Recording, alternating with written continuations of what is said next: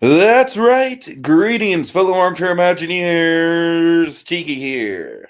And Blue Dragon 5. And we're back covering some more biopics. Oh yeah, biopic time. That's right. I'm not even gonna call it biopictionary. I don't that's not gonna stick. That's not sticking. It was lame. What can I say? But you know what's not lame? Man on the Moon, the 1999 Jim Carrey method acting magnum opus. I'm quite proud of that title, Dragon. I don't know. I think it rolls off the tongue. Anyways, so Dragon, yeah, I got to admit, with this movie, I've seen it 2 or 3 times. I watched it once when I was a kid during the height of the Jim Carrey is the biggest comedian in the world thing. I obviously a lot of that viewing went over my head, but I do remember even as a kid, it kind of had that sort of Patch Adams quality where it's like, ooh, this guy can act as well as be funny. And then of course I saw it once. I'm pretty sure I watched it once before Jim and Andy and then once after Jim and Andy. So that's my history with it. Going into it again, this holds up very well. It holds up a lot better than I thought it would, honestly. Because my main concern for this movie was honestly on a rewatch that it was going to basically be like kind of like all the cradle to grave stuff that Weird makes fun of. And I'm not crazy about the way that the parents are handled in this movie. I think they're a little bit of an afterthought. But other than that, I think it's a pretty good time. A really illuminating film. Obviously, kind of going through his entire career, all the ups and downs with. I just really think it's very interesting, kind of like how this movie is kind of illuminating how Andy never really had a solid grasp on his career, and ultimately it was kind of like that wayward sort of lack of focus that kind of defined him in a weird way. Having said that, Dragon, I do have one big sticking point with the movie that we're going to get into, and her name is Courtney Love. Just getting it out there, right? I am not a fan of Courtney Love in this movie. First of all, on an outside of the movie point of view, this is like right after the Kurt Cobain stuff, man. This is right after the Kurt Cobain stuff. Bad timing, Courtney. Bad timing to try to get back in the public. I don't know, Dragon. It's just That's a the little bit of a judgy call, though, man. That's not really a good the criticism. casting is icky. I don't like the character. I think the character is just like another example of how in the 90s, these women characters were basically just written to be a supportive shoulder for the main character to cry on. Honestly, I really don't think there's a lot to her character at all besides just being a trophy wife, honestly. Like, I really don't like I just feel like there's nothing Well, to it's the character. It's Courtney Love. How much of a trophy is that? I mean, that's look, I'm just saying it's basically just like her whole role basically amounts to like, it's okay, Andy, I'm here for you. Like, I don't know, there's no substance there at all. Like, Sometimes it's just not substance. You know that, right? Sometimes it's like it sounds like she was on the money. Lynn was not exactly dazzling. I don't know. all right, well, I don't know, man. It's like it's that Hollywood thing where it's just like he just I don't want to dwell on it, but obviously I'm not a fan of the casting. But yeah, overall solid movie. So what is your history with it? All right, so lifelong fan of Jim Carrey all my life, still to this day, especially with Kidding. You know, the advent of Kidding. But yeah, I've always had a lot of love for this movie. It was kind of a combination of things for me because one, of course, it's Jim Carrey. Obviously, it's kind of steeped in the world of comedy and stand up, and just kind of the world in which Andy Kaufman kind of entered in a very unique way. And then, of course, it's a biopic. Three good things right there. You got three nice little intersect points. How I found Man on the Moon in particular was it was kind of a bonding experience with my grandfather. He introduced me to the movie because he had a great fondness for Taxi, and by proxy, Andy Kaufman. He happened upon the film and knew I loved Jim Carrey, so it was kind of a Venn diagram of our interests. Man on the Moon. So yeah, I mean, this is the biopic. Essentially, the idea here is a biopic made as if Andy Kaufman made, at least to some degree. And yeah, it of course gives us the the unreliable narrator setup, or literally we have Andy Kaufman just saying, "Oh, this isn't accurate at all." But again, how accurate is he being when he's saying that? Because Andy Kaufman, you never know. The guy. If you look up ambiguity in the dictionary, it's going to be a picture of Andy Kaufman. I like how the movie does kind of play with that throughout the whole runtime. You're constantly wondering, like, even with the cancer stuff, you're like, wait a minute. Mm-hmm. But yeah, so this movie, it's a celebration of.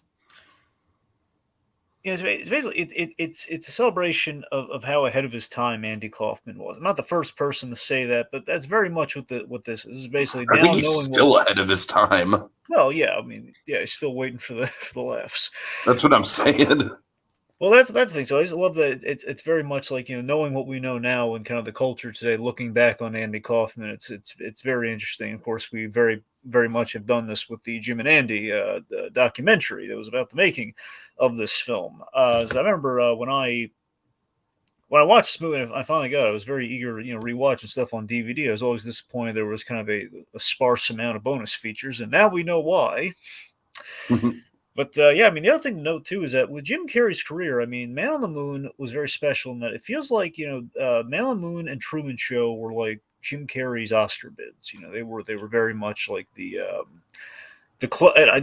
obviously they never got the nomination for him from the Academy Awards. It felt like if there are ever two movies Jim Carrey's ever like gonna really go for and like get. He got nominated for Eternal Sunshine, right? I don't think he got nominated for any Academy. He got Really? I thought he got nominated for Sunshine. No, not as far as I checked. I didn't see any Okay, Academy Award nominations at all. But that's the thing. Huh. Basically, over the majority of his career, it feels like in total, let's say you got three roles that he could possibly be nominated for. You got Truman Show, you got Man on the Moon, you got. You know what's weird is that when The Majestic was coming out, people were like, "Oh, it's Jim Carrey doing drama for the first time," and I'm like, "No, it's not." Yeah, and then there's saying Eternal Sunshine. So those are the three. Uh-huh. But yeah, I mean, this is always kind of very special, and I think the fact that this is a role that he really wanted, which again will bring us to our next subject. All right, really quick, we got Koski in the comments. Says one of my favorite Kaufman bits that the movie never recreated is when on Letterman he went on Letterman as a worn out looking homeless guy and started begging the audience for money. That sounds delightful. Yeah. Says I have a soft spot for this movie because it introduced me to Kaufman, and I love Kaufman now. This guy was the definition of committed to the bit. And yeah, Kaufman, Nathan Fielder, that is absolutely a good pool there for sure. I do think that Nathan Fielder has some modern day Kaufman qualities. Although I don't know, I think Nathan Fielder, like, very much in the realm of like, is what he is doing part of the act or not? That is definitely Nathan Fielder's game. I feel like Nathan Fielder is a little bit more malicious than Kaufman ever was, though. I don't know. There's something weird about Fielder, but I guess that's part of the bit, and you don't know how much of the bit that is with him. So it's it is a good comparison, anyways. All right. So yeah, background. Go ahead. Yeah, let's get into some background here. So this let's just go ahead and pop in Jim and Andy on Netflix, folks. If you wanna watch along with us. Yeah, we'll see you about an hour and 50 minutes, folks. Pick up the rest of the conversation. So so all seriousness, just to kind of give you the economized version of all of that, but also just a little kind of what gets us to that. So the idea for Man on the Moon was by the Ed Wood writers. The Ed Wood writers, Scott Alexander. That's and very Larry, appropriate. It feels very much like in their wheelhouse. Yeah, Larry Karaszewski, I think. Anyway, so Andy Kaufman, of course, he was a known and interesting figure, of course, mainly throughout the 70s into the early 80s. This treatment the script attracted Milos Forman, who was a very renowned director, who unfortunately is now passed. He did One Flew of the Cuckoo's Nest, did Amadeus. He had a very disparate kind of like selection of films. I still haven't seen Amadeus. I need to watch that. The big thing with Foreman is that he was an adaptation guy, and he would take an existing story and interpret it and adapt it, which kind of leads to somewhat of a biopic space there. Where you had Cuckoo's Nest, you had Amadeus, and then you had, in terms of the thing he did, I believe right before, it was either the same year as Man on the Moon or right before Man on the Moon. I think it was right before. You had The People versus Larry Flint. That was him. That's him entering the biopic sphere. Mm-hmm. So, from the sounds of things, it sounds like people in Hollywood were auditioning for Andy Kaufman. It sounds like the one who was closest, in my opinion, I think the one who was probably closest to getting it before Jim Carrey entered the fray was, if it's to be believed that his name was in the running, it was John Cusack. Oh man, oh that would have been wild, but I can kind of see it. I can kind of see it. Yeah, but it sounds like the Kaufman family specifically, they wanted Jim Carrey to play Andy Kaufman. I don't know if they got wind of the fact he was a huge Kaufman fan or not, or just because the fact Jim Carrey was very big at that time. But the Kaufman family approached him. They gave him the iconic conga drums, and yeah, so Jim Carrey loved Andy Kaufman so much. He really wanted this role, and he really wanted to do right by him. So he auditioned for it. This is like Jim Carrey, like in his prime, top of his game, sort of stuff. So it's like Jim Carrey, like like rarely would Jim Carrey have to audition for anything, but he really went for it here. So the famed story, and this is not in Jim and Andy, by the way. This is how Bob Zamuda tells it, so it may be a little embellished, but I love this story. So basically, the way it happens is Bob Zamuda is basically has a lot of carte blanche in terms of casting, and Milos Forman says, okay, you can meet with the people, but just don't hire them on the spot. So Zamuda is invited to Jim Carrey's house to pick up the audition tape. So he goes to Jim Carrey's house and basically playing on the television is Andy Kaufman footage. He says, okay, wait here, I'm gonna get the tape. It's in the other room. So he's sitting there for like 15 minutes, a half an hour or something. He's just watching all this Andy Kaufman footage, just kind of waiting.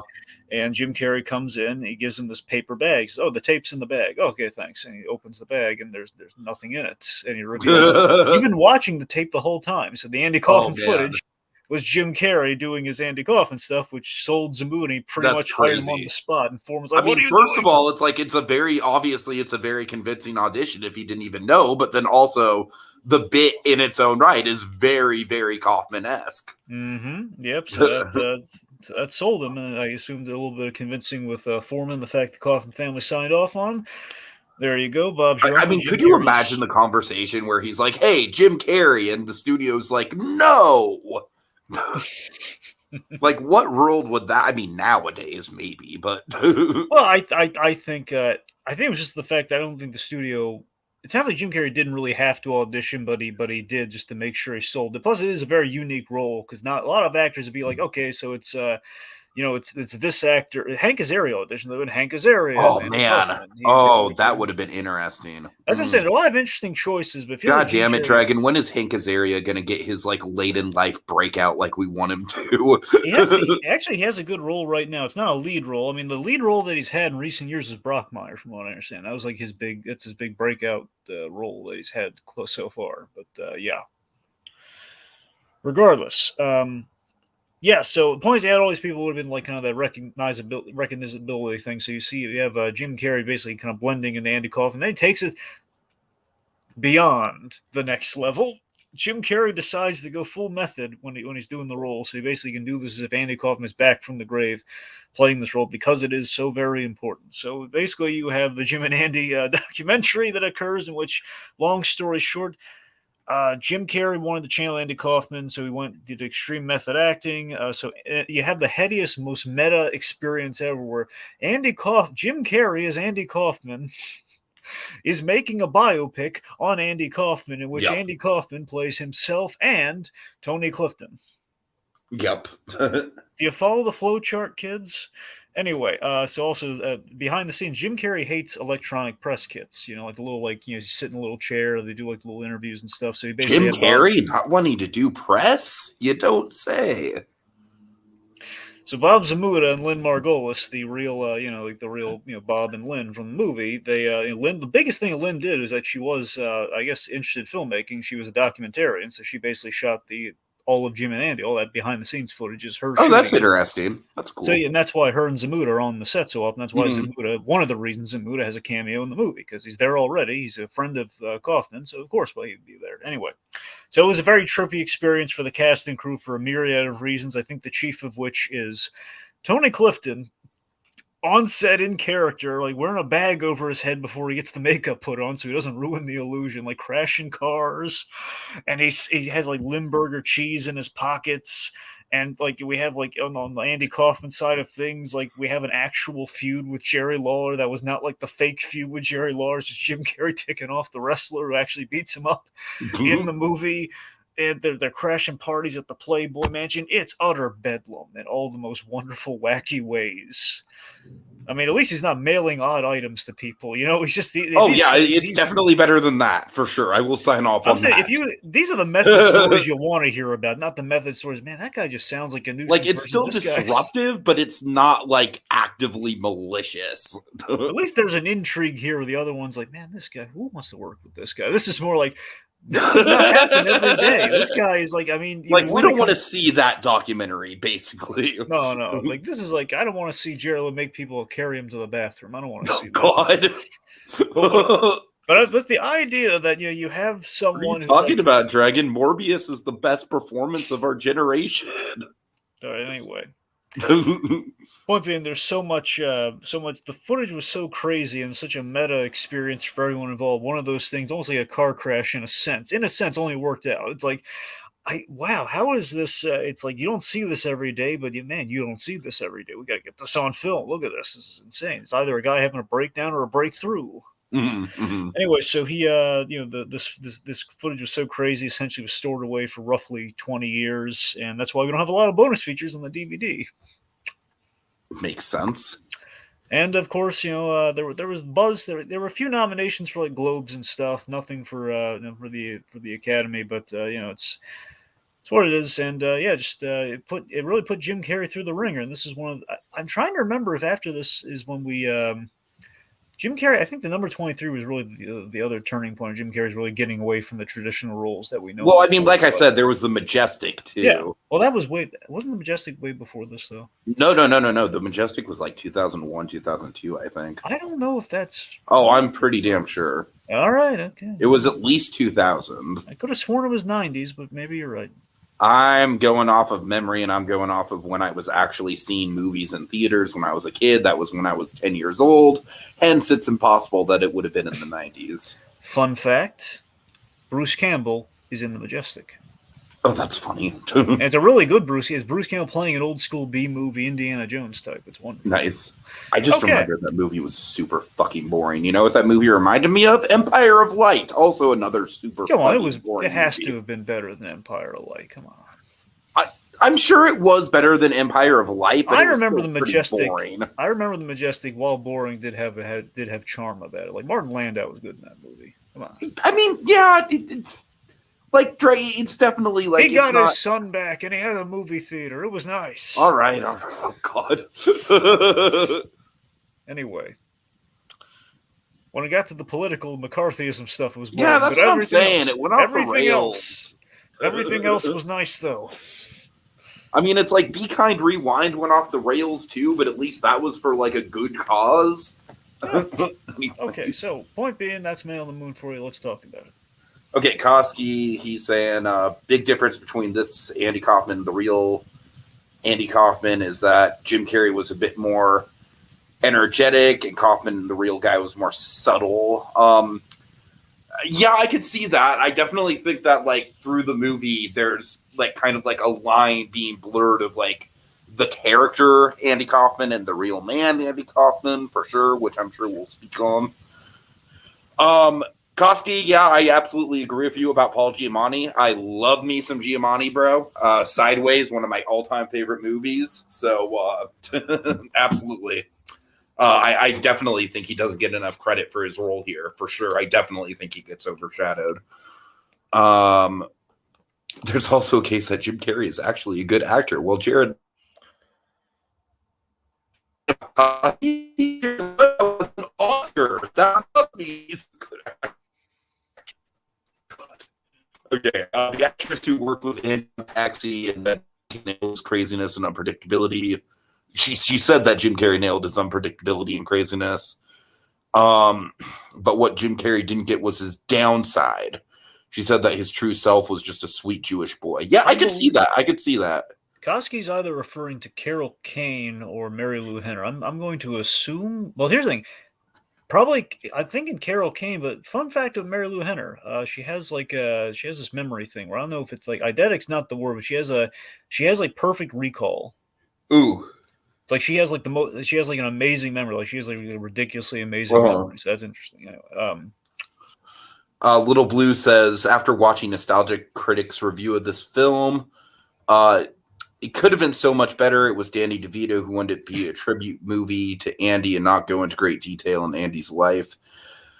Koski says it was Mary Lou Henner. I mean, Little Blue, like, I definitely think this movie could have been, like, I don't know. I feel like this movie is a good happy medium. Like, I frankly, I don't think the takes in Doug's review have aged particularly well. I disagree with his review of Man on the Moon severely. I think Nostalgia Creek made one good point about that, but it's a point that if I were to say one thing, and we'll kind of like jump into the movie with this, I do wish there were a couple more bits like the opening, because I think the opening is freaking genius. And I would have loved maybe just a couple more like active fourth wall breaks here and there, just to make it a little bit more stylistic. But like, I don't necessarily think it's like a big missed opportunity or anything. So, anyways. So yeah, the opening Dragon really, I mean, it's probably the most, it's the most thing in the whole. Yeah. Yeah, it is the most Andy Kaufman-esque part of the movie. Yeah, we have this basically him calling out the phoniness of his own biopic, which is just really clever. Like the disclaimer about things being out of order arrangement wise and losing certain parts, like that. You guys love that. He's just calling it out. He's mocking his own biopic. And as the foreign man too, as Latka, as Proto Latka.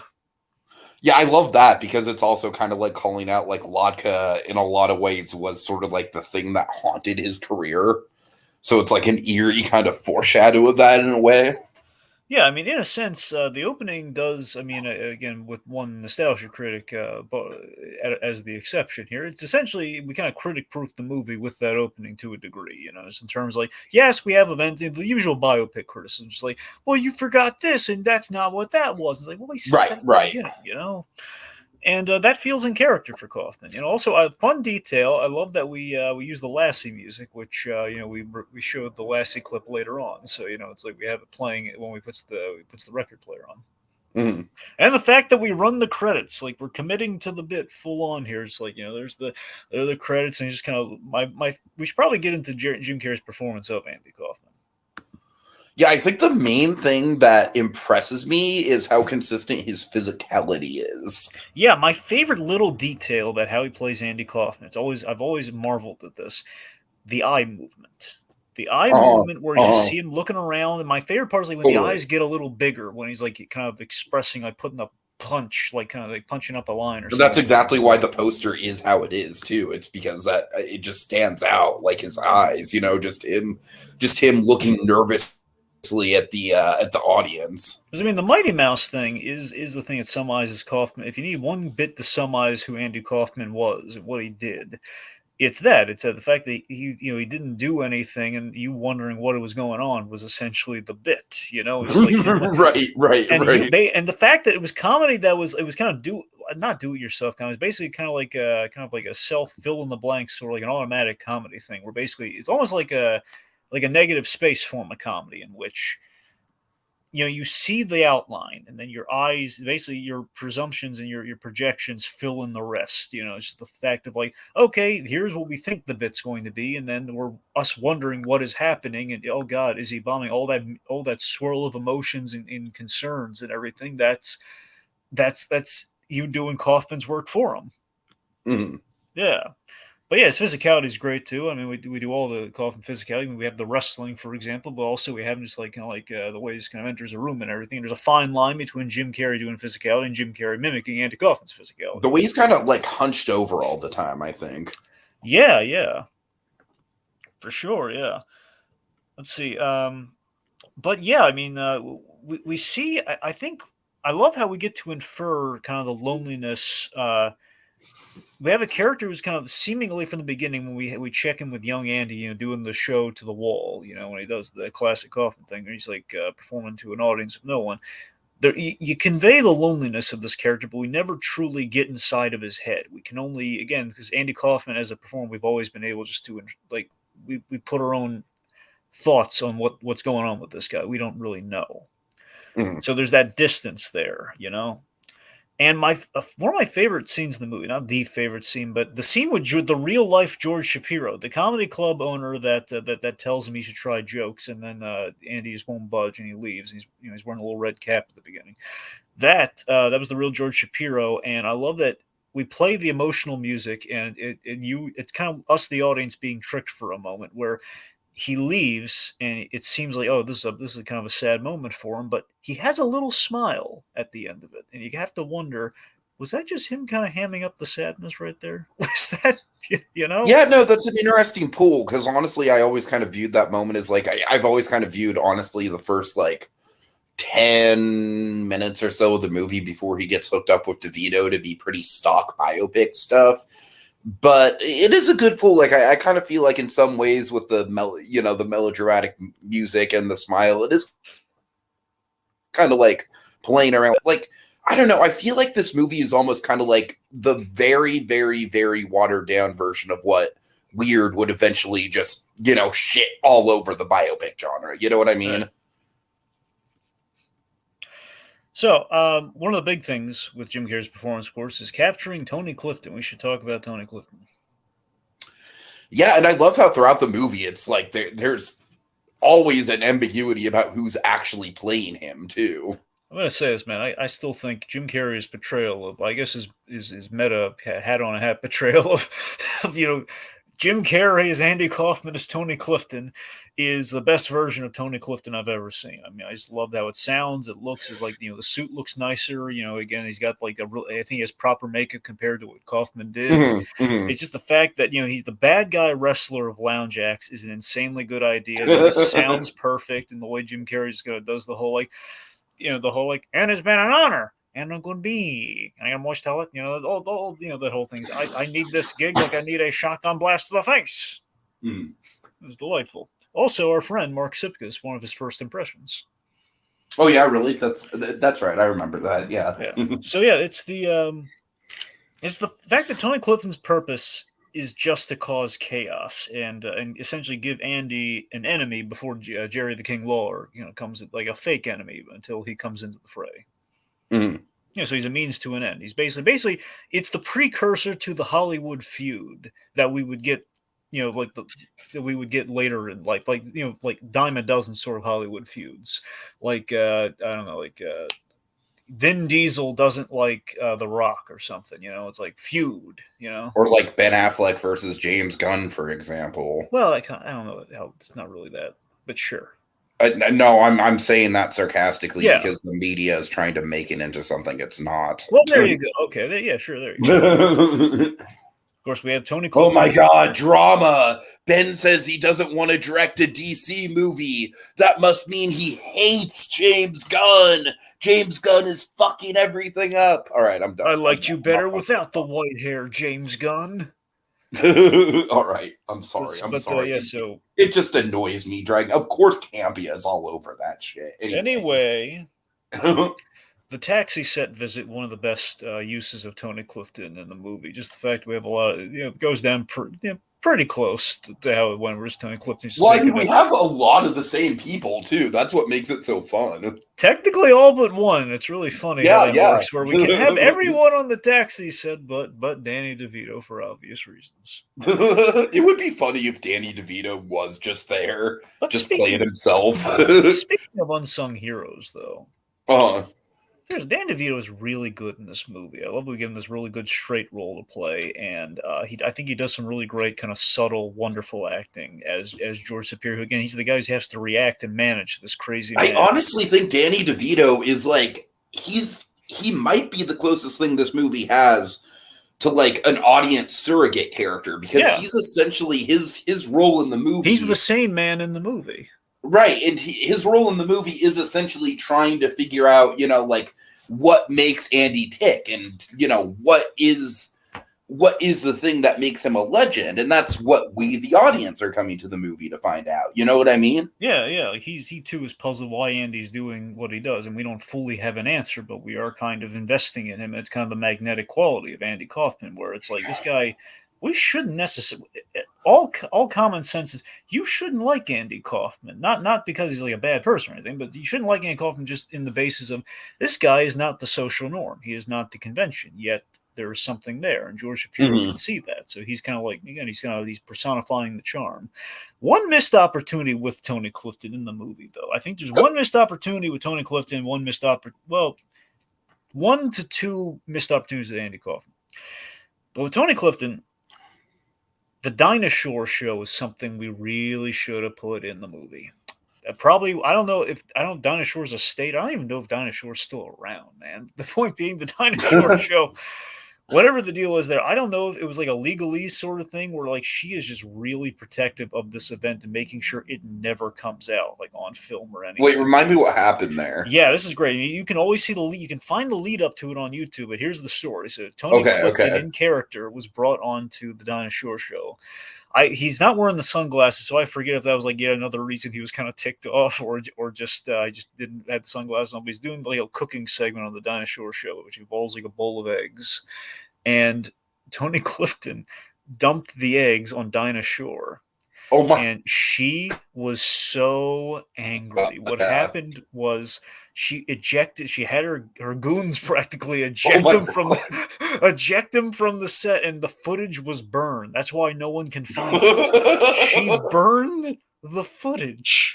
Oh my god! So it's a shame that we did have one opportunity to recreate that again. Yeah. That is kind of a shame because it's lost media, you know. Assuming she didn't like find some legalese, like say, this event can never be recreated. I don't know. Oh man, that's great.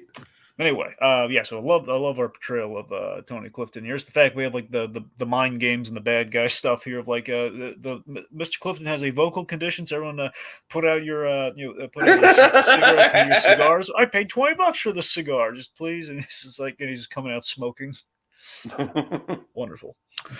The man is just like, I feel like Kaufman himself is a walking contradiction, but then Tony Clifton just kind of like embodies that. Like literally everything that comes out of his mouth is a contradiction. I love that Tony Clifton, it's almost like a vague 3-act structure thing going on here to a degree. I don't think it's one for one, but the fact is Tony Clifton has three songs.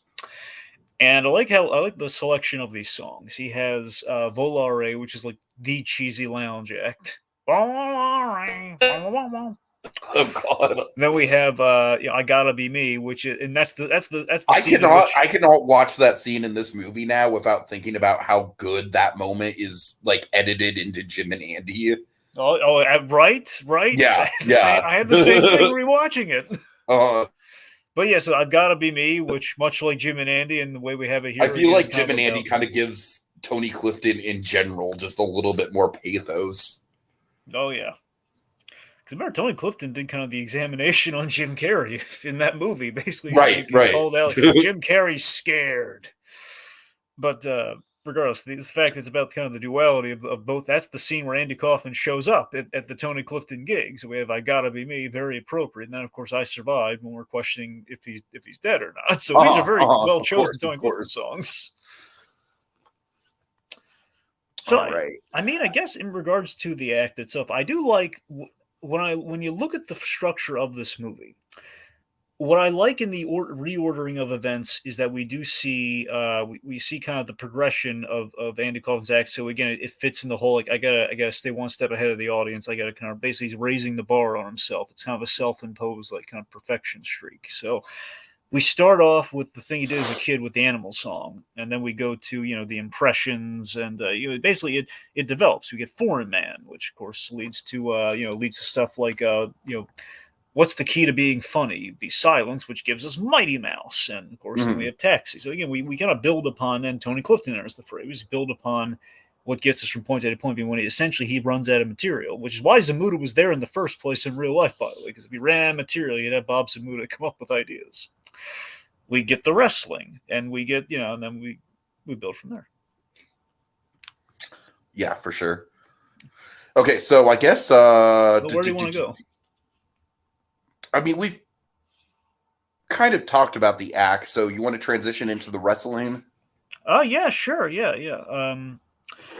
Yes. So again, so Andy Kaufman is in this pursuit of fame and stardom without the conventional path into getting there. Which is because think about it, George Shapiro lays out a very straight line of like how to get there. You book clubs, you book gigs, maybe you get a sitcom. Landed him a sitcom, basically made him the new Fonzie.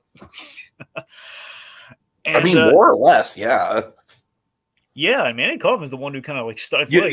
you know who that role very much is, though. Who I'm sure that this other character that I'm going to mention was probably inspired by Latka. What?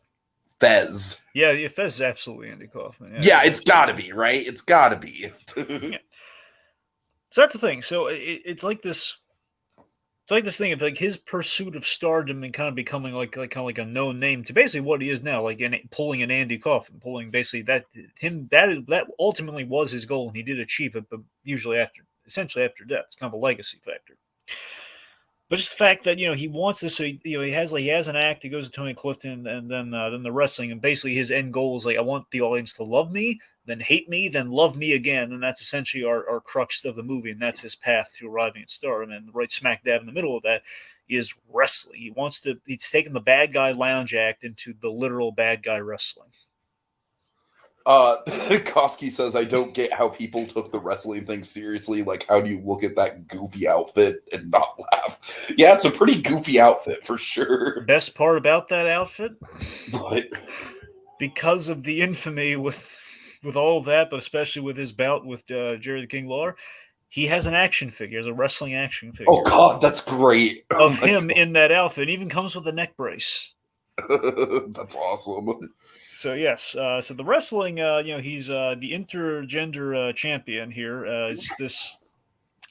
Oh God, it's the fact that he can't wrestle full-on grown wrestling men. He has to wrestle women. And then that brings about, oh God, what's her name? Lynn. I'm sorry, Lynn, right? And so let's talk about her because, like I said, I don't necessarily think there's a lot to her in the movie beyond just being the supportive wife. And Dragon, you're absolutely right. You're absolutely valid in the sense that, like, in these biopics, sometimes it is very tricky because sometimes it does just kind of come down to, like, yeah, she was kind of like the normal person that sort of grounded him.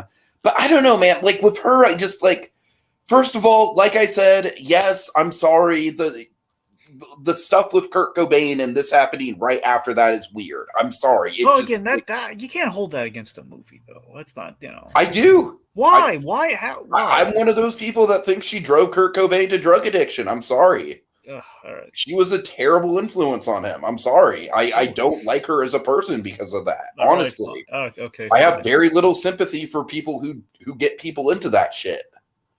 I mean, my mom's going through that, Dragon. It's a very personal issue for me. Okay, well, I didn't know you had such strong feelings about Kurt Cobain. I very much have strong feelings about that shit. I really do. So, all right. Like, for me, Courtney Love is just one of those celebrities where it's hard for me to engage with her. It really is because of that. All right. Well, even with the distance there, it's not like we put a lot of importance on her, though. No, we don't. And I don't know. I like. It just feels like it's the one part of the biopic for me where it's like, okay, well, he was married, so we have to show her wife, but they really don't do anything with her as far as like the character goes. And honestly, I think it's a little bit of a leap why she even gets with him to begin with. And it's kind of like that sort of like, I'm not saying the movie is exactly like this, but there is kind of like a Hollywood thing. Well, technically, not even married. Prevalent in the 90s where it's like, oh, all you have to do is be a jackass and then the woman will fall for you. Like, I'm not saying that's what they're doing here. I know that, like, she fell for him probably because of, who he was underneath the bravado, but I don't know.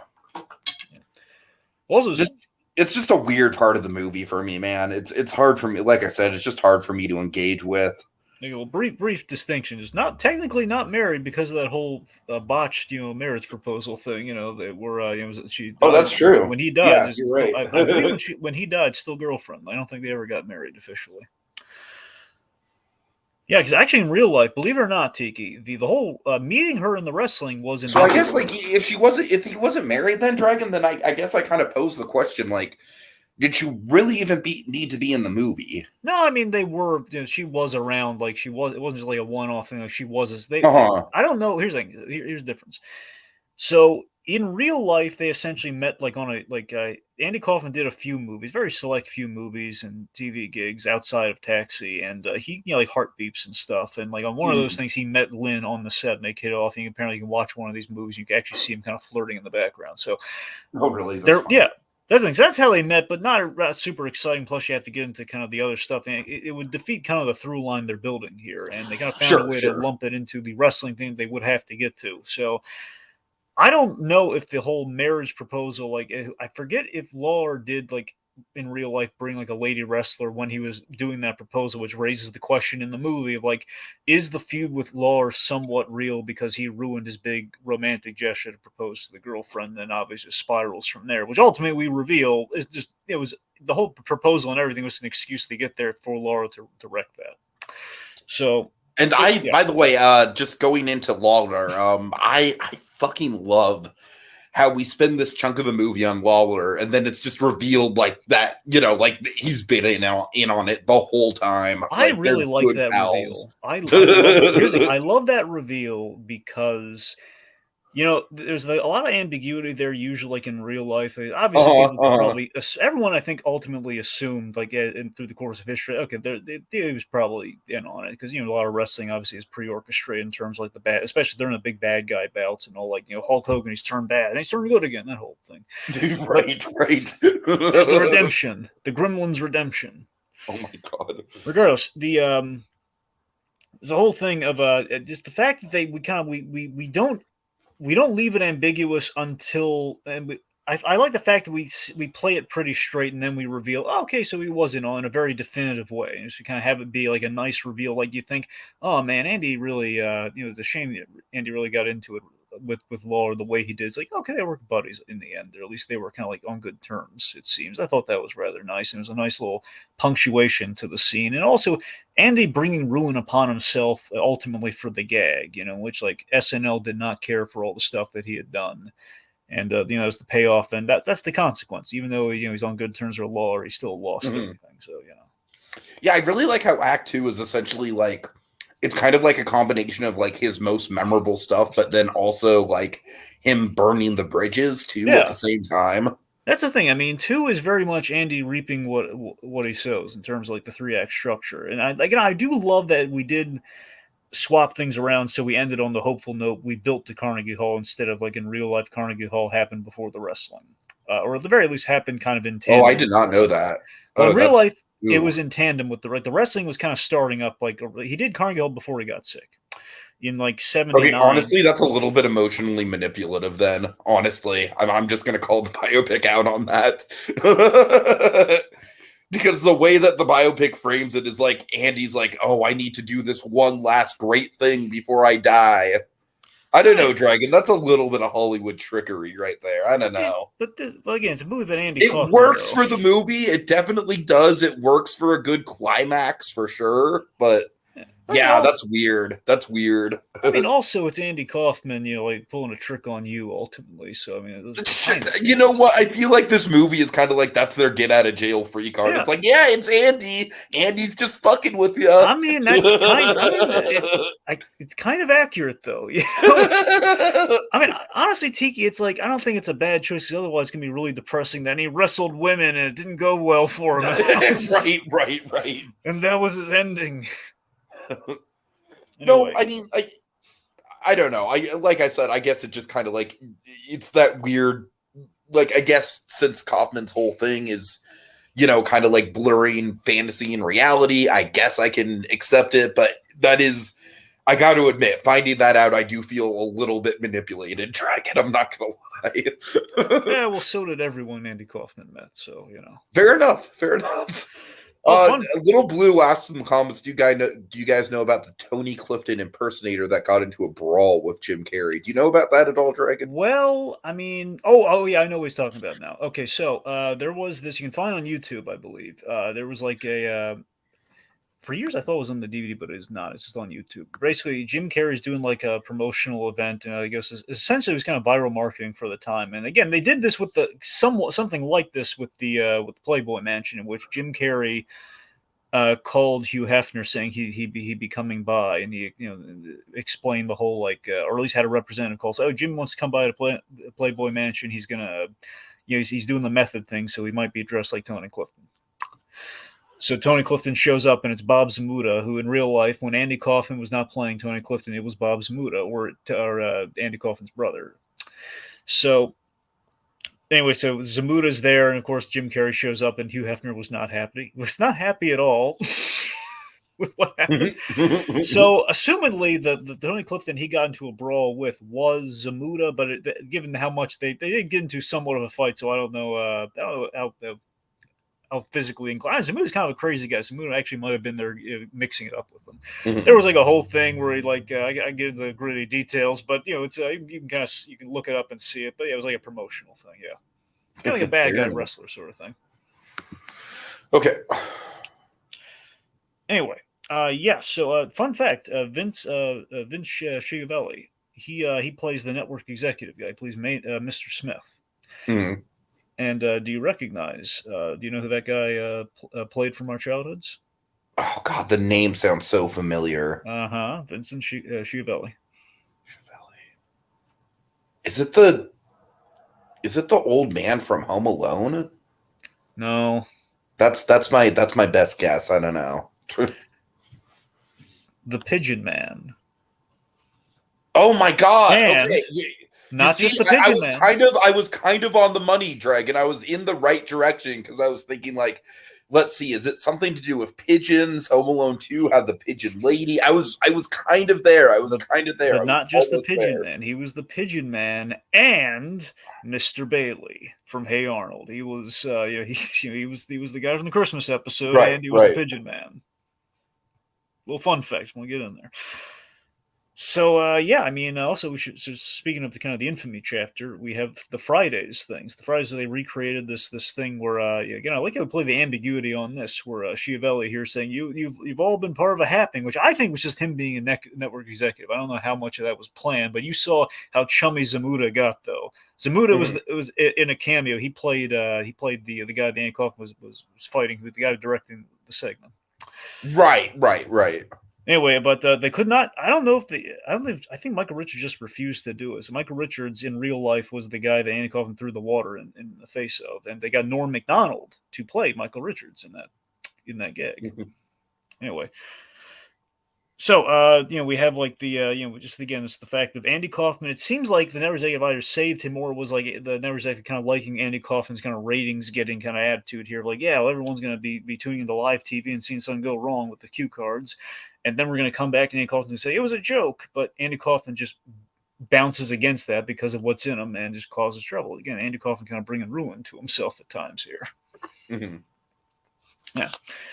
All right, let's see. So, okay, so yeah, obviously the big wrestling match, the in real life, apparently Jim Carrey also injured during this scene. I mean, I could see it. It looks like it. It's crazy. Because it's the fact that it's such a meta thing with that movie is the fact that Jim Carrey really antagonized Jerry Lawler when they were friends. Ultimately, it was kind of like a pre-planned sort of thing. But Jim Carrey's tell him, actually hit me when we're in the Letterman set, hit me in the face actually. Mm-hmm. And he's actually taunting him and throwing eggs on him and stuff. It's just oh God. Yeah. So let's see. I guess just we should probably a very impactful scene for me with this movie that was always really heady for me was the cancer at the Improv scene. The scene where Andy Kaufman is sick, presumably he's been diagnosed off screen, and he goes to the Improv, and we do kind of the sad clown comedian moment, one of the ultimate versions of the sad clown comedian, where Andy Kaufman, he's basically the boy who cried wolf. in Right, which right, right, for sure. it's the comedian's worst nightmare. They're in a Boy Who Cried Wolf situation, in which the comedian is telling the truth, and everyone thinks it's Pagliacci. It's like, oh, he's telling a joke. Taxi's been canceled. My wife has left me and took the kids. There's a little joke sprinkled in there, but then he says, and I have lymphoma, or essentially I have a cyst. It's not good. So it's like, and they're all laughing. They're thinking it's a joke. It's just kind of like the box that Andy Kaufman kind of painted himself into. And then he's also kind of calling out the network a little bit too with the Taxi being canceled thing. I know, yeah. He's not like keeping it to himself. He's just saying, yeah, that happened. Yeah. He knows no one's going to believe him, though. Right. I think, speaking, okay, so the moment of DeVito's performance I find haunting on the rewatch, because I think it's so understated and so beautiful what he does here.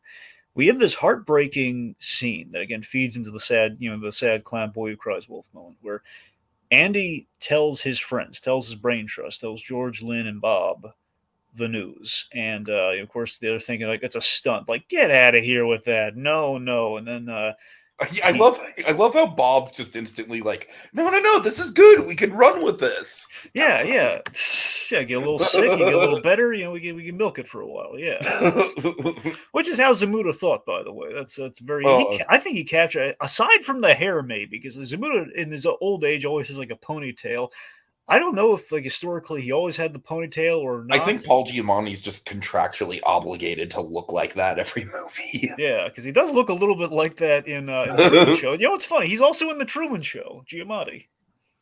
Really? That's funny. Yeah, and it's kind of like not a main role, but he's around a lot. He's in the control room. So when you go back to the camp, okay. So he's kind of there a lot. Anyway, but this moment where basically you see the horror on DeVito's face in real, like Andy, like a father pray, like, Andy, look at me, tell me this is real, like tell me this isn't true, and he goes off to deal with the upset Lynn, and just seeing DeVito's face convey just the horror of, like, my friend is dying, and just like, of all the times he's pulled like a joke or a prank like this, he just knows that it's real. I love just how he plays that. Very understated, very good. Yeah, definitely. And I love the Inquirer doesn't buy the Andy Kaufman sick. I love, like, no, we burned by all these Andy Kaufman stories before. We're not going to run it. No. Yeah. So he's the big thing is Carnegie Hall. Yeah, I mean, it's a set piece, all right. It's great for sure. And I like that it's been set up that his first thing, like the big kind of touting of fame for a lot of people is, I want to play Carnegie Hall, and so we kind of. I do think that it's really interesting that both this movie and Elvis have like the theme of like the artist's like big grand artistic statement at the end of his career, essentially boiling down to "Here Comes Santa Claus." Pretty much, yeah. Although, of course, with this movie, you don't get an annoying, 2 hours of Tom Hanks insisting, it will be great. Here comes Santa Claus. Here comes Santa Claus. Anyway. Yeah.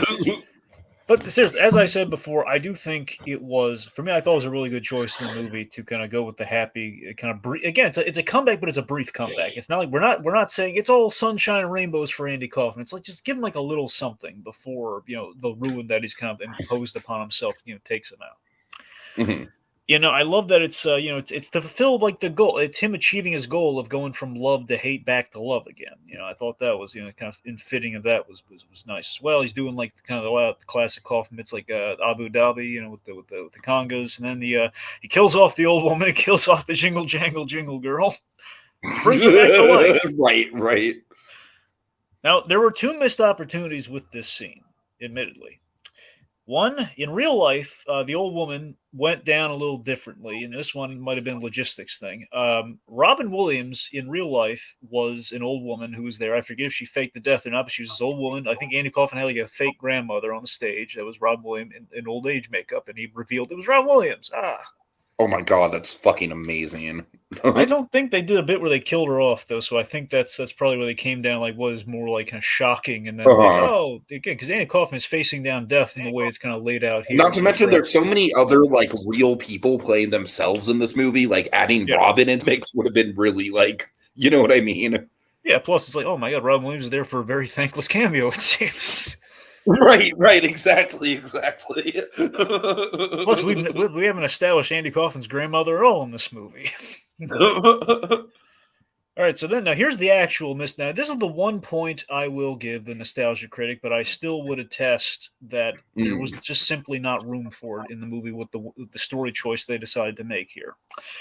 Okay, so apparently after the milk and cookies, which is wonderful, he does the act. And he takes everyone on buses out to go to a place with nothing but milk and cookies there, and that's delightful and very Christmassy and nice because we have like a choir, we got the Rockettes, we got Santa Claus flying in on stage. It's quite spectacular. So when he was there, Andy Kaufman made like an offhanded joke, essentially saying, "Okay, guys, tomorrow like at 11 or like 1 o'clock, is going to be the encore." And he had no intention of actually going back to do that, but then he realized, you know what? Maybe there's gonna be like one or two people there, and I should be there. So he went there, and there was like 300 people there. Right, I So, remember that story. Yeah. so the wonderful whimsy there being Andy Kaufman had the wool pulled over him for once, and it was actually a really nice moment. And yeah, it would have been nice, but I think we kind of have like it's kind of hard to top the Rockettes and Santa Claus flying in, and then there's one more time, you know. I mean, I think the thing with Carnegie Hall is just like it's literally just like an embarrassment of riches, right? So you really just have to pick and choose what is the best for the movie in that situation. And Exactly. honestly, I kind of feel like I don't know. Let me ask you this: do you think that would have been a better like fade out to his death if that was like the last moment that we saw him? What do you mean? I mean, like when he goes back to Carnegie Hall to the encore and he sees the other people there. Right. So you mean like he should have died after that? Yeah, I'm saying that maybe could have been like since they're obviously changing the timeline of the Carnegie Hall stuff, anyways. Yeah. I'm saying that could have potentially been like, and that was like the high point of his entire life, and then cut to the coffin. I mean, it's a way to go, but it's a way to go, but I think it would have lost like the haunting transitional quality of how he died. But yeah, you're not wrong. I think it could have worked, but I think it was kind of I don't know if you might have had to lose the funeral if you ended it that way. That's what it feels like to me. Right. Because it would have been back to back. You would have had like a really heartwarming moment, and then the other heartwarming moment. Like I don't know. Yeah, I see what you're saying. Now, okay, Koski, he mentions that both happened actually, because we had the Robin Williams as the grandma and the old lady, so it seems like they so they did both. It sounds like they had to pick one over the other on that one. Mm-hmm. All right, so Andy Kaufman's last days. So this was kind of nice. Another thing in the movie, they had no way of. One criticism that has been lobbed against the movie is that we lost the Uncle Andy's Funhouse show, which in his last days after Carnegie Hall, it's like the idea of like this pipe dream of like, hey George, what if we did this nice little kind of nice show where I'm interacting with the kids and doing my old act. I really like how we do that here, and obviously we're rearranging things because basically he did that way in the beginning when he was like doing that, basically before he was going to the comedy clubs, you know.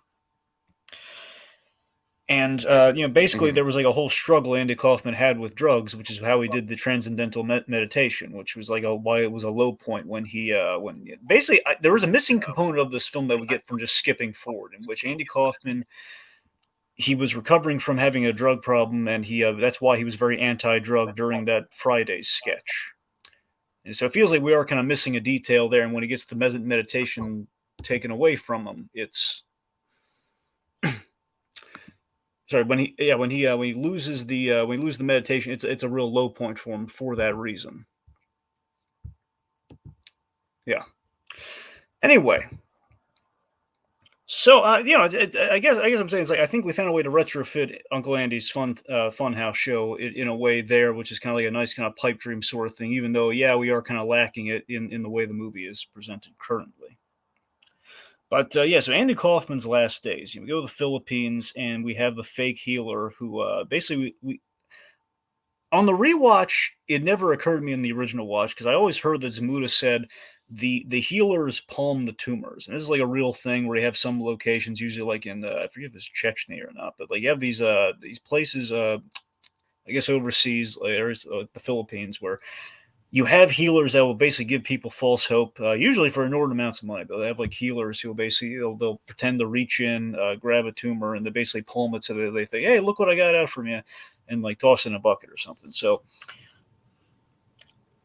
watching the movie again, seeing the thing in the guy's hand, seeing Andy see that, so seeing Andy kind of put two and two together is rather kind of sad and tragic for him. But I like the fact that Okay, I'm sorry. Can you? I'm sorry, Dragon. I had to cut out. So can you just go back and like, because that's one context that I kind of missed. Is what exactly is happening in that healing thing?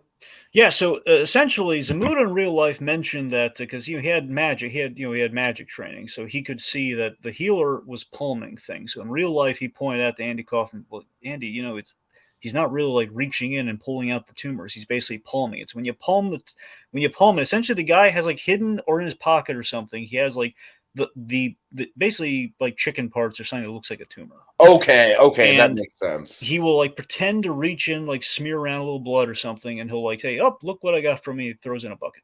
Right.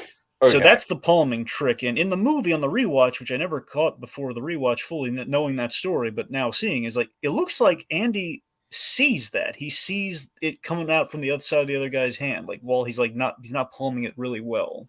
And he kind of Mhm. sees that. So it's kind of tragic. So it's the fact that Andy is like believing in it because he believes in the transcendental stuff and he's hopeful. And even when he's pitching the Andy's Funhouse show, you get a sense that he knows he's not getting better, but it would Sure, be sure. wonderful, you know. So for me, the ending of this movie, the funeral scene, the ending and the funeral scene, but the transition, just given how meta we now know this movie was with Jim Carrey, it must have been insanely haunting because again, for as we saw for like for the weeks of the shoot in which he would play dying Andy, that's got to be heady if you're playing that character. And essentially, Jim Carrey on a table laughing before death, that has to do a number on someone's psyche. Oh yeah. I mean, especially if you're Jim Carrey, and just seeing that happen was always rather haunting. Just see him kind of laugh as this procedure's happening, and then transitioning very hauntingly to the body and the casket. Sure, sure. Then we go full circle with the link up. We see the black and white Andy footage that opened the movie. You know, he's talking to the audience, which is us, which is the funeral procession. Yeah, that's cool. I didn't even really notice that was the full circle link up. Yeah, I mean, all essentially is because it's in black and white, like the opening of that movie. He Right. is talking to the audience, so essentially, it's Was that supposed to be like a beyond the grave sort of thing that he was doing? Do you know? Yeah, well, I mean, again, to the opening of the movie, I can't really. The movie is just more of a again, it's kind of like Of a course, the short opening of the quality. movie is a meta gag. Yeah. But yeah, that is like essentially it's beyond the grief thing. He shot that before he died. I don't know when he shot it before he died, but he essentially shot it Because I in mean, because case. he has hair in the clip. That's what I Yeah, was kind of wondering. So yeah, he that's the must thing. have It's shot yeah, it maybe like right before he was going into chemo. yeah, that's assumedly what happened. Yes. Uh-huh. Yeah, I think he did something like this. I don't know if I assume it was projected like this in real life. I could be wrong, but I from what I heard, they did something like this in real life, where he projected a message during the funeral. Mhm. And he's singing a friendly, friendly world, follow the bouncing ball. And it's a really heartwarming kind of moment where everyone's coming together, even like, even like Jerry the King Lawler's there, and they're all just kind of like, it's I nice. feel like this moment in some ways is kind of like his audition for a Mr. Rogers type character. Yeah, one could say, yeah. It's like, in a few, like 20 years or so, I'm going to play a role. It's going to make everyone come together I from all feel like walks of people are life. slowly but surely discovering Tiki and Dragon. It's taking a long time, but I'm hearing a little bit more chatter on that recently. Dear God, I hope so, because that show is wonderful and deserved a lot of Emmys. Anyway, so then we have the 1 year later gag at the end here with Tony Clifton. So I guess because you just said that his brother was the other person who would play Tony, so I guess it must have been his brother on stage, right? I mean, in real life, his brother at times had played Tony Clifton. In the movie, they never established that. Fun fact, though, rewatch. I never caught this before. During the Carnegie Hall scene, you'll notice his brother, the actor plays brother, who's the actor from House of Cards, Michael Kelly, by the way. That guy. He Bob Zamuda runs out on stage. His name when the old lady has the heart attack or fakes the heart attack. Is anyone a doctor? His brother comes up on stage. Okay. So I mean, Right, I right. I basically Tiki. It's left to be ambiguous of like, did Andy come back or was it his brother, like, or who went on? But they never set up the brother things. I'm just assuming it's just like it's a I mystery like of that like they what the don't heck's. set up the Yeah, brother thing because it kind of like if you know, you know, but then if you don't, it's kind of like, oh, what's going on there? the fact is, like, after Andy Kaufman died, there were Tony Clifton impersonators. So Of this is not course, that specifically too, like. yeah, So this yeah. isn't one singular event, but it would make sense that at the comedy store, which is one of the favorites of Andy. I forget that's specifically the place he perfected his actor. He started his act really, but the point is the comedy store is an important location for Andy Kaufman, and that's why they have like a little neon display for him. And here's a little thing I'm convinced is like a little behind the scenes Easter egg. When Tony Clifton shows up to the premiere, well, to not to when he shows up to perform, you'll notice he's wearing a bag on his head. Mhm. That bag on his head, as you know, was Jim and Andy throughout the production. He was wearing that bag on his head when he was like before he put the makeup on. So I'd like to think that's just like they kind of kept that in there as like a little nod to he was going method for it, kids. That's what I like to think. But it's the fact it's like it's Jim Carrey playing him in the final scene, obviously. But the fact is like it's like Kaufman, you want Kaufman? We'll grab some flashlight, a couple of shovels. It's delightfully saying I will survive. And again, we see all the comedy store greats and the past comedians, and Andy Kaufman is history on the wall. And we see Zamuda. Basically, seeing Zamuda in the last shot is intended to be, I well, really like Zamuda in the last shot. I forgot how good that was as far as like, kind of like ending things on an ambiguous note. yeah. It's the fact again. It's a perfect ambiguous note to him because we've established that Bob Zamuda was the only other guy who was in the Tony Clifton costume that was in the know, and he's there. And that's not Right. Andy on stage. If so, he's again the ambiguity. Did he die? Did he not die? I like to think that like in the cinematic universe of this movie, it's actually implying that he didn't die. Yeah. Because again, they do bring it up throughout the movie. Like there was talk of like, oh, you should fake your death or something like that. If So any celebrity was gonna do it, it would be him. here's the thing: if Andy Kaufman did indeed fake his death, I can say one sad thing: he never what if he did survive. If he did fake his death, he still never visited his daughter out of wedlock. Oh God, that's right. It's something they omitted from the movie because again, they did kind of a skip to when he was performing instead of like the stuff that happened in between. Like again, like kind of the battles. I mean, I think that's a perfectly reasonable thing to cut. No, I don't think it was a Yeah. mistake at all. I'm just saying it's like something they skipped over. But I'm just saying like for the folks out there, he had a daughter and like we didn't work her in the movie. But yeah. Mhm. Anyway, but yeah. So if Andy Kaufman did survive, it must have been a lonely Gene Gene Oh Takovic God. like existence. So Now either I'm just or. picturing Tony Clifton in the cabin. Cabin. Well, that's Walter White. Yeah, I know. I'm picturing like instead of Walter White, I'm picturing Tony Clifton. Oh, sorry. I thought we were just gonna stick with Gene. But okay, sure, yeah. Yeah, imagine Tony Clifton working at a Cinnabon. Oh God, that would not go over well. Manny Bond. Okay. Oh God. Oh God. Okay, Drag. You know how polite and respectful Gene is to his female coworker. Oh God, yes. Oh, they said some cottage cheese. All right. We'll leave it. We'll leave it at that. We'll leave it at that. Perfume around this table. Okay, so I think we've pretty much run the gambit on this. Any final thoughts on your end? I mean, again, I love this movie. I don't care what that nostalgia critic says. I love this Yeah, movie. Doug. Yeah, you and your stupid stamp ads. But yeah, look. I love this movie. I have a lot of reference to it. I do think it's one of Jim Carrey's top tier performances because again, there's a lot of laughs to be had with Tony Clifton, but by the same token, again, it's like him. It is him through unusual circumstances, through unorthodox methods. He is kind of reaching beyond to play Andy Kaufman here, but he's doing it really well. Whatever he's doing, it paid off. To the shame a lot more people didn't give him recognition for this, but it took 20 years for people like, oh yeah, Jim Carrey when he did that thing, yeah. So it's I think it's a really nice tribute to Andy Kaufman.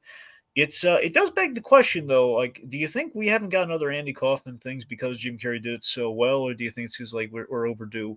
for another revisiting of Andy Kaufman, like in a movie or a Well, I series. mean, I think between this and Jim and Andy, I think there's more than enough. I don't. That's what I'm saying. Like, do you think that? So you'd say there's enough then? Yeah, I don't really think there's a lot you can tackle about him through another biopic, if that's what you're saying.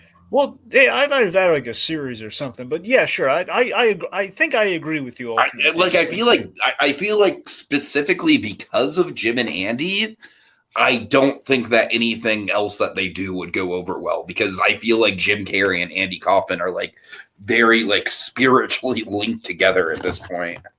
Basically, I think this movie, is an example. Koski says there's a new documentary coming out, apparently. A new doc.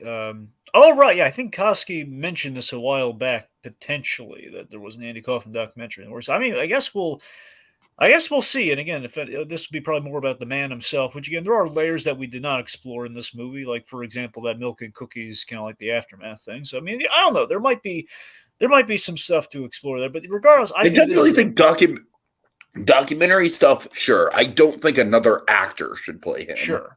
Okay. Yeah. Regardless, I think it's a lovely tribute that Jim Carrey did to Andy Kaufman, if not just very unusual. I mean, maybe a drain on some people, but I thought he did a wonderful job. And I think my point is, like, the circumstances that made this movie seems like it's like a once in a lifetime sort of thing. I like the way it captured on film, and I think it's wonderful. All right. Well, big thanks to Koski as well as Little Blue for coming on the comments tonight. If y'all have any more requests for biopics, by all means, shout them out. We love to take audience requests. So, yeah. Okay. Have a good night, everyone. Thank you very much. Thank you.